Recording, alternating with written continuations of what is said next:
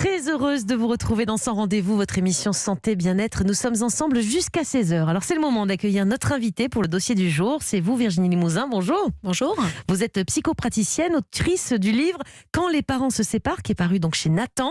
Alors ce sera notre thème avec vous cet après-midi. On va rentrer tout de suite dans le vif du sujet. Le jour où ça arrive, une séparation, donc les parents se séparent, est-ce que les enfants, c'est quelque chose, bon bien sûr il y a un moment où on leur annonce, mais est-ce que souvent vous vous rendez compte, vous par exemple en consultation avec les petits que vous voyez dans cette situation, qu'ils avaient senti la chose arriver? Eh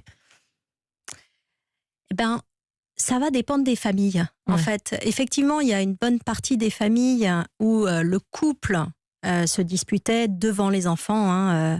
À partir du moment où ça dégénère dans le couple, en général, les enfants deviennent témoins et ce qui génère beaucoup de souffrance.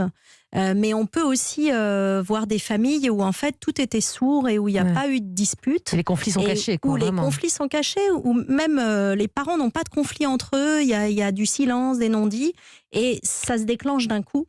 Donc les enfants ne sont pas toujours en train de le voir, et puis en plus, c'est toujours une surprise pour eux. Et justement, vous écrivez dans votre livre que quand les parents se séparent, c'est le pire jour de leur vie, en tout cas aux enfants. Est-ce qu'ils ressentent les choses vraiment comme ça? C'est ce qu'on vous rapporte? Oui, alors beaucoup d'enfants ne vont pas réaliser en fait quand on leur annonce. Il faut déjà être un peu grand pour comprendre qu'est-ce que ça veut dire, parce que ça veut dire se projeter dans quelque chose. Après, les enfants d'aujourd'hui ont déjà des petits copains, des petites copines qui ont les parents séparés, donc ils en ont entendu parler. Et c'est vrai que c'est un peu... ils sentent que c'est quelque chose de très très fort, parce qu'ils sentent l'émotion des parents et ils sont... comme contaminés par cette charge émotionnelle d'un coup. Et donc, effectivement, ils sentent qu'il va se passer quelque chose de grave. Vous en avez rencontré des enfants qui sont passés par cette étape. C'est quoi, en général, la première réaction? Votre livre, justement, Quand les parents se séparent, ce sont des histoires pour comprendre et mieux vivre ce moment. Est-ce qu'ils en veulent forcément aux parents ou pas, les enfants?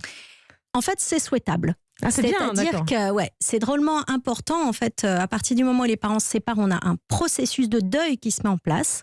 Le deuil de la famille, le deuil des parents ensemble, amoureux. Et donc, une des premières étapes du deuil, ce serait de pouvoir exprimer la colère. Mais on va souvent alterner avec une période de déni, une période où certains enfants vont simplement aller jouer et vont faire comme si de rien n'était.